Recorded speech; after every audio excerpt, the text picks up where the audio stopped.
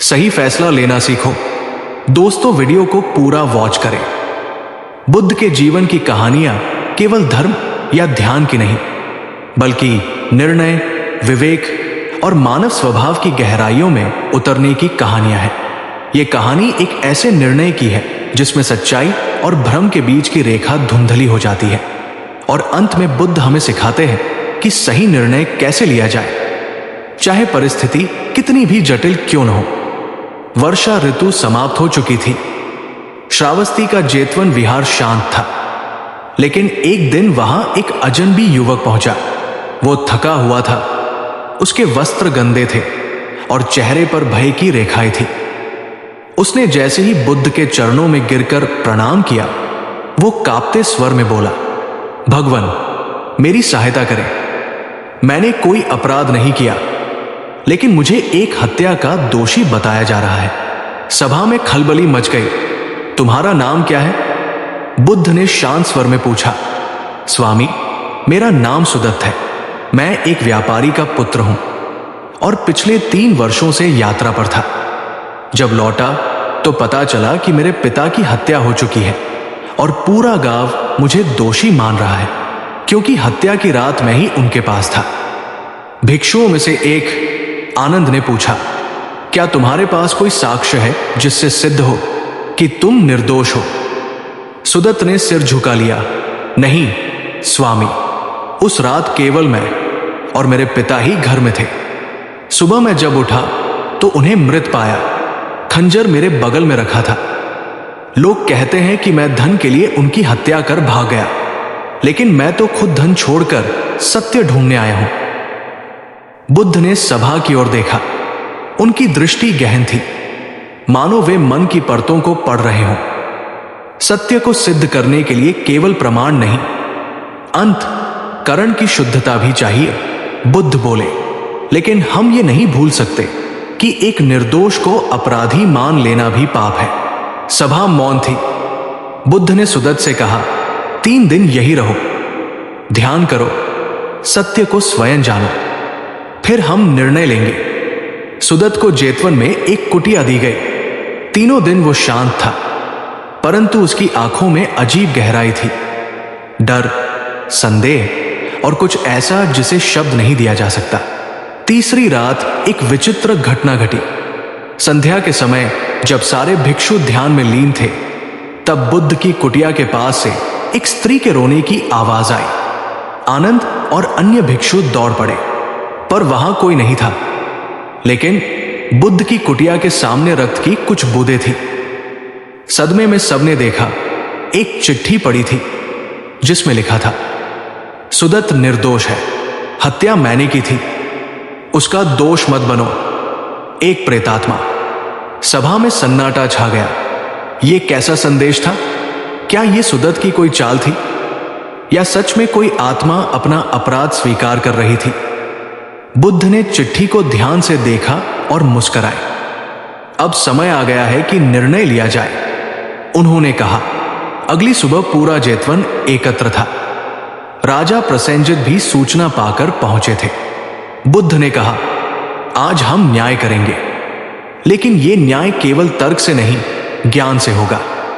उन्होंने सुदत्त को बुलाया और बोले, मैं तुमसे केवल एक प्रश्न पूछूंगा, उत्तर सत्य होना चाहिए, चाहे वो तुम्हें अपराधी सिद्ध करे या निर्दोष।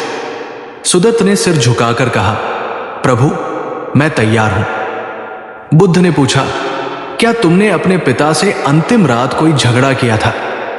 सुदत्त चौंका। कुछ पल उसने मौन साधा, फिर बोला, हां, किया था। मैंने उनसे पूछा था कि वो अपनी संपत्ति मुझे क्यों नहीं सौंप रहे। मुझे लगा वो मुझे अविश्वास करते हैं।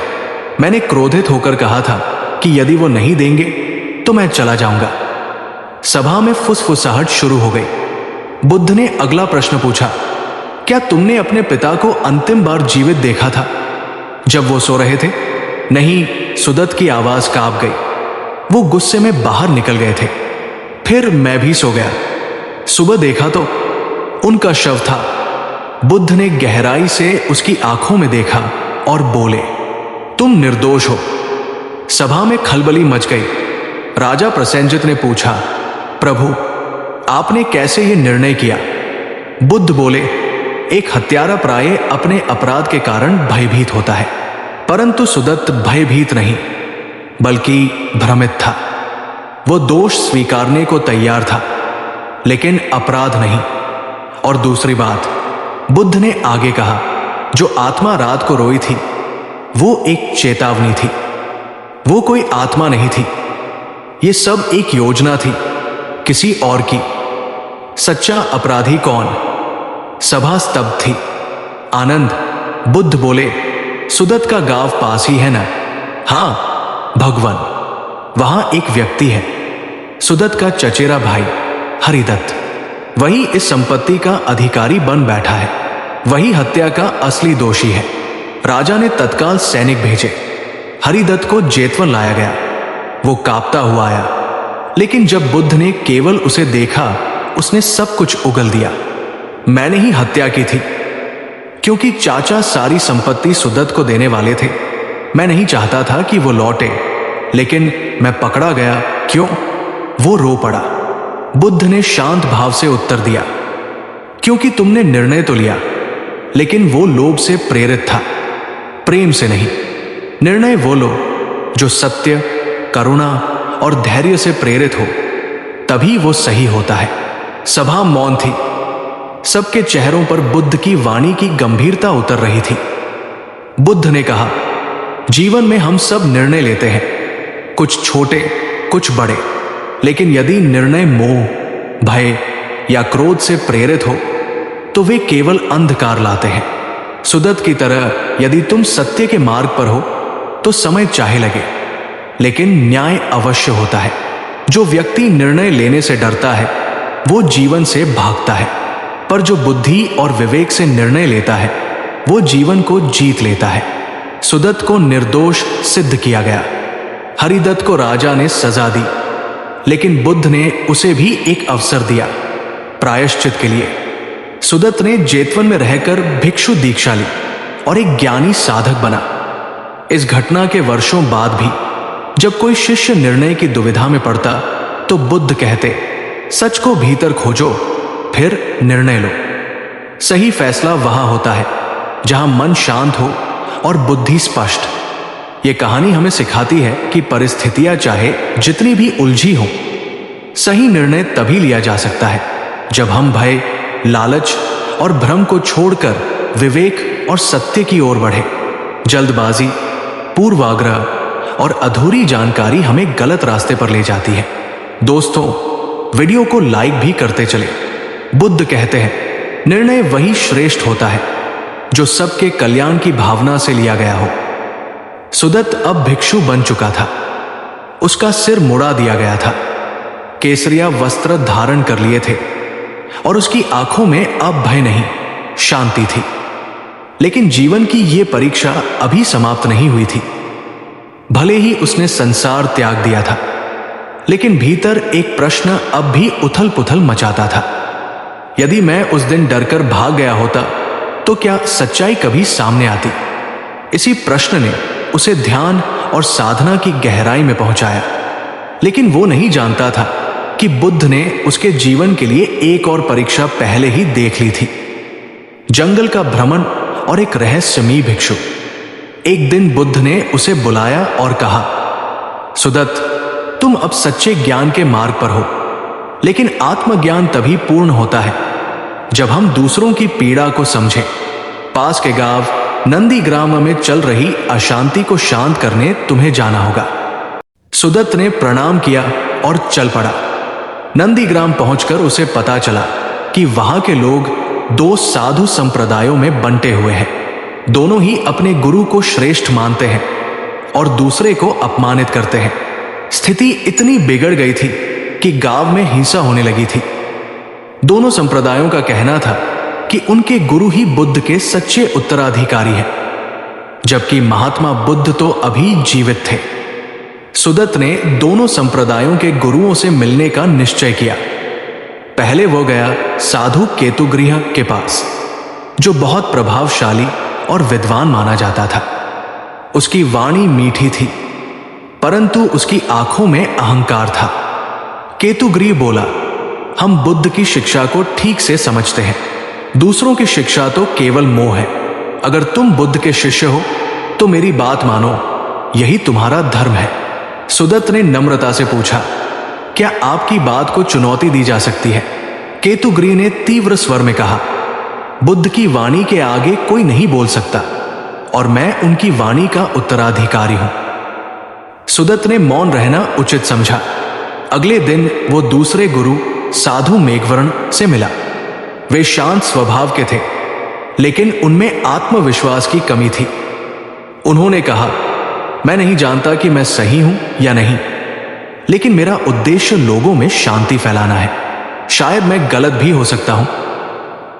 सुदत्त के मन में द्वंद्व उत्पन्न हो गया। एक गुरु में आत्मबल था, लेकिन अहंकार भी। दूसरे में विनम्रता थी, लेकिन दृढ़ता नहीं।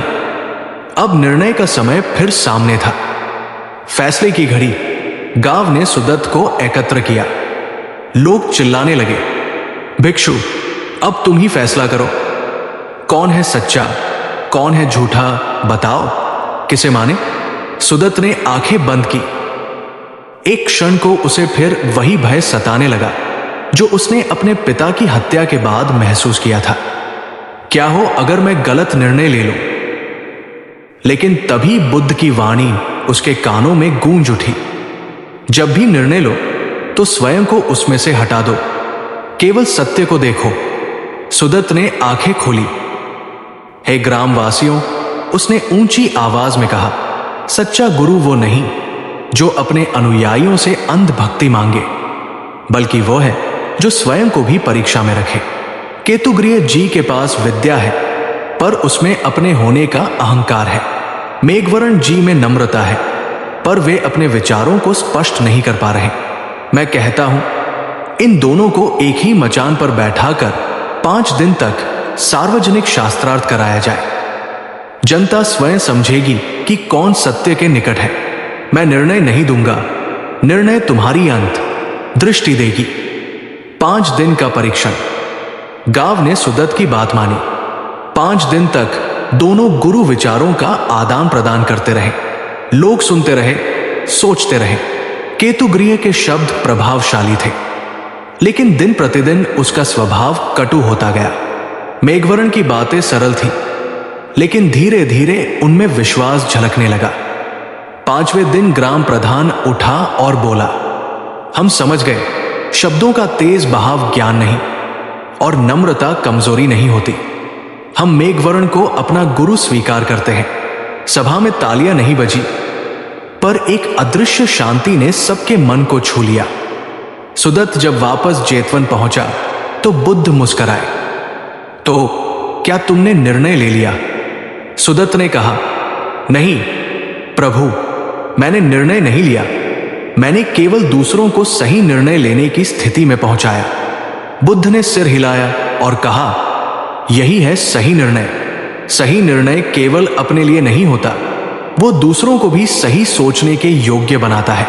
कई वर्षों बाद जब सुदत्त स्वयं एक प्रसिद्ध भिक्षु बन चुका था, तो एक शिष्य ने उससे पूछा, गुरुदेव, आपने सही निर्णय लेना कैसे सीखा?